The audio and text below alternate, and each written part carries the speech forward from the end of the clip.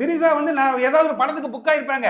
ஒரு அது அவங்க வந்து ஒரு நடிகை. இன்னைக்கு அவங்க வெளிப்படையா நான் வந்து தாவேகா கட்சிக்கு நான் வந்து சேரப்போறேன்னு சொல்லியிருந்தாலோ, யார் எந்த வீட்டுக்குள்ள போயிருக்காங்க, யாரு வெளியில வராங்கிற வேலையை நீங்க பார்க்க. திரிசா திருநெல்வேலியில் நிக்க போகிறார் என்று சும்மா அப்படி லேசா சொன்னா போதும். அப்ப இப்ப இவர் நயனா நாகேந்திரனுடைய வேலை யாரு வீட்டுக்குள்ள யார் போயிட்டு வராங்கிறது தான் இவர் பார்த்துக்கிட்டு இருப்பாரா?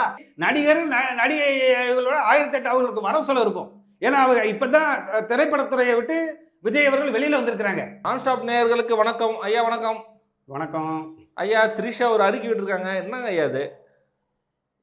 திரிசா வந்து 3 நாளா ஏதோ மூடிக்கிட்டு பெருசாக படுத்துருச்சான்னு தெரியல. 3 நாளைக்கு முன்னாடி நயனா நாகேந்திரன் என்ன சொல்றாரு, திரிசா வீட்டிலேருந்து வெளியிலே வா, தாவேகா தலைவர் விஜய் வந்து வெளியில வர வேண்டும், மக்களை சந்திக்க வேண்டும்னாரு. அன்னைக்கு 2023ல் ஒரு வில்லன் நடிகர், ஒரு எப்பயுமே ஜாலியா பேசக்கூடியவர், அந்த மன்சூர் அலிகான் வந்து ஒரு விளையாட்டாக வில்லத்தனமான ஒரு கேரக்டர்ல அவர் ஒரு வார்த்தையை விட்டுட்டாங்கிறதுக்காக உடனடியாக அவர் பேசுறது ஓவர். இது வந்து அரசியல் விமர்சனம். என்னங்க அரசியலுங்க? ஒரு வில்லங்க கேரக்டர்ல உள்ளவர், அவரோட சக நடிகர், அவர் என்ன சொல்லிட்டாரு? ரஜினி எல்லாம் பேசினா விட்டுருங்க, இவர் ஒரு வார்த்தை பேசினா இது பண்ணீங்க. ஏங்க மகளிர் ஆணையத்துக்கு போய் அங்கிருந்து மன்னிப்பு கடிதம் 1000 வழக்கு போலீஸ். ரஜினி என் கூட அந்த நடிகை டான்ஸ் ஆட விடலன்னு சொல்லும் போதெல்லாம் நீங்க விட்டுருங்க. அதுதான் இப்ப ஜனநாயகன்னா அதுக்கு ஒரு பார்வை. அங்க ஒரு மன்சூர் அலிகான் சரக்கு படத்தில் நடித்த மன்சூர் அலிகான்னா அவருக்கு ஒரு பார்வை. அவர் தேசிய மகளிர் ஆணையம் உடனே கப்புன்னு வந்து அவங்க மேல வழக்கு போட்டு உடனே 1000 வழக்குல போய் மன்னிப்பு கேட்க வச்சாங்க மன்சூர் அலிகான.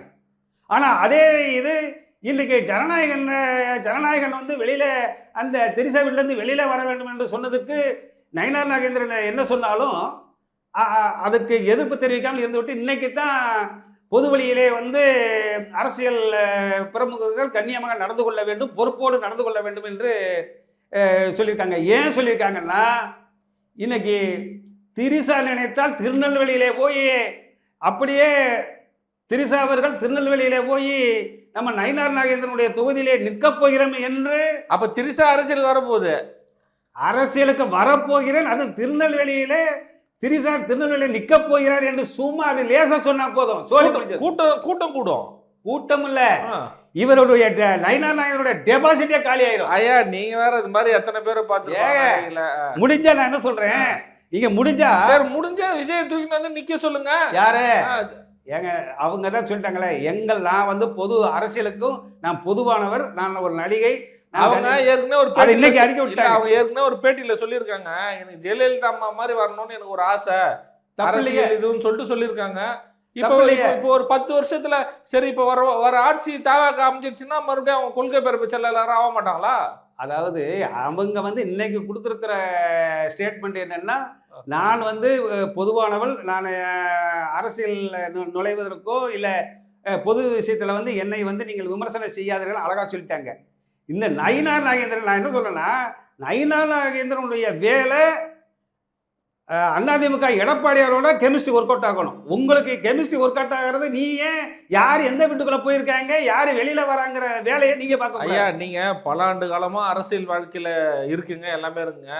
இவர் சிவாஜி கிருஷ்ணமூர்த்தி பல பேச்சாளர்கள் கேட்டிருப்பாங்க, இவர் சொன்ன வார்த்தையும் மற்றவங்க பாய சொன்ன வார்த்தையும் நீங்க அர்த்தம் சொல்லுங்க. ஏங்க குறிப்பிட்டு எதுக்கு சொல்லுங்க? நீங்க அசிங்கமா பேசின மற்ற பேச்சாளர்களையும் வீட்டை விட்டு வெளிவா, நடிகை விட்டு வெளிவா, இந்த பேச்சுங்க நீங்களே சொல்லுங்க. அந்த வார்த்தை இவர் சொல்ல வேண்டிய அவசியமே கிடையாது. ஏங்க உங்களுக்கு கொடுத்த வேலை இந்த பாஜகவை தமிழ்நாட்டிலே வேரூன்ற வைத்து அபாரமாக வளர்ச்சி செய்த அண்ணாமலையுடைய நிலைமையே. அப்போ விஜய் பேசலாமா? யாரோ வளர்த்த கட்சியில இவர் வந்து இது பண்றான்னு சொல்லிட்டு எடப்பாடியை பேசலாமா? அப்போ இது அரசியல் ரீதியான விமர்சனம். அரசியல் ரீதியான விமர்சனம். அப்ப இப்ப இவர் நயனா நாகேந்திரனுடைய வேலை யாரு வீட்டுக்குள்ள யார் போயிட்டு வராங்கிறது தான் இவர் பார்த்துக்கிட்டு இருப்பாரா? இது ஒரு தேசிய கட்சி. இன்னைக்கு மகளிர் ஆணையம் உடனே ஓடோடி வந்து வழக்கு தொடுத்த மன்சூர் அலிகான் மீது வழக்கு தொடுத்த மகளிர் ஆணையம் இன்னைக்கு நயினார் நாகேந்திரன் மீது ஒரு வார காலமாக எந்தவித நடவடிக்கை இல்லாத சூழ்நிலையில் நம்மளுடைய திரிசா அவர்கள் வெளிப்படையாக திரைத்துறையை சார்ந்தவர், என்னை பற்றி நான் பொதுவானவள், நீங்கள் அரசியல்வாதிகள் என்னை வந்து சீண்ட வேண்டாம் அப்படிங்கிற நிலைமையில் சொல்லிட்டாங்க. ஆதலால் நயினார் நாகேந்திரன் நிறுத்திக்கணும். நீ தாவேகா பத்தி பேசுங்க. நீங்க ஏங்க தமிழக வெற்றி கழகத்துடைய கொள்கையை பேசுங்க, விஜயை பத்தி பேசுங்க. ஒரு தனிப்பட்ட ஒரு திரிசா வந்து நான் ஏதாவது ஒரு படத்துக்கு புக் ஆயிருப்பாங்க. அவங்க வந்து ஒரு நடிகை. இன்னைக்கு அவங்க வெளிப்படையா நான் வந்து தாவேகா கட்சிக்கு நான் வந்து சேர போறேன்னு சொல்லியிருந்தாலோ இல்ல அவர் அடிப்படை அப்ப அந்த நடிகர் கூட பிளைட்ல போகும்போது தெரியலையா?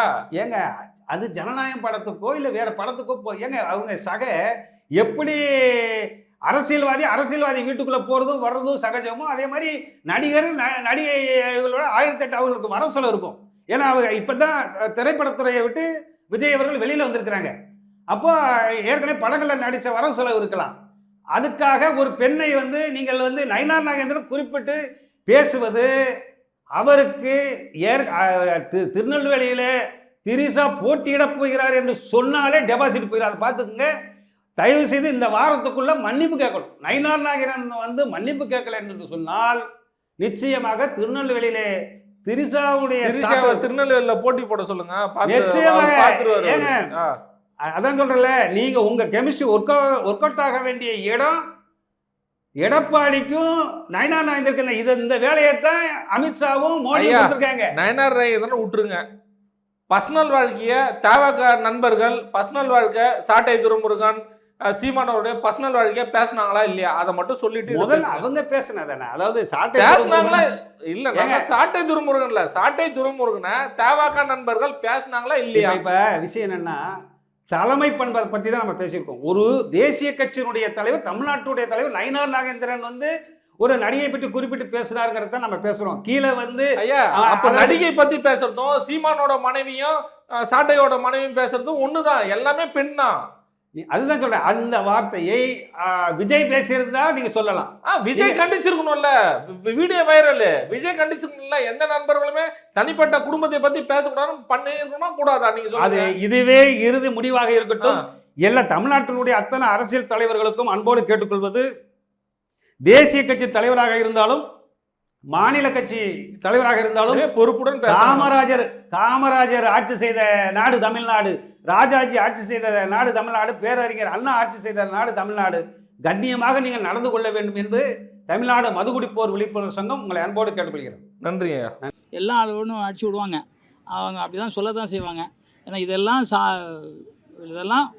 தள்ளிட்டு ஜெயிச்சுட்டு வரணும். புரட்சித்தலைவர் எம்ஜிஆர் சொல்லாதது ஒன்றும் இல்லை. நடிகர் தினம் சிவாஜி கணேசன் அவர்கள் சொன்னதில் சூப்பர் ஸ்டார் ரஜினி சாராக இருக்கட்டும் எல்லாரையும் சொல்ல தான் செஞ்சாங்க. அதெல்லாம் மீறி வர்றது தான் நம்ம வெற்றி. எதுக்கும் முடங்கிடாமல் மீறி வரணும். ஆனால் இதை சொல்கிறத அவாய்ட் பண்ணணுன்னு என்னோடய வேண்டுகோள் எல்லா தலைவர்களுக்கும். இந்த மாதிரி சொல்கிறதுனால ஒரு பெண்ணோட குடும்ப வாழ்க்கை பாதிக்கும், நிறைய பாதிப்பாங்க. அந்த பாதிப்பு இருக்கக்கூடாதுன்னு நான் ஒரு சாதாரண மனிதனாக சொல்கிறேன். அதாவது நான் சன்மாச ஜாகுவார் தங்கமாக இல்லாமல் ஒரு சாதாரண ஒரு விவசாயி மனிதனாக நான் சொல்கிறேன். இந்த மாதிரி தவறான வார்த்தைகள் யாரை பற்றி சொல்லக்கூடாதுன்னு நினைக்கிறேன்.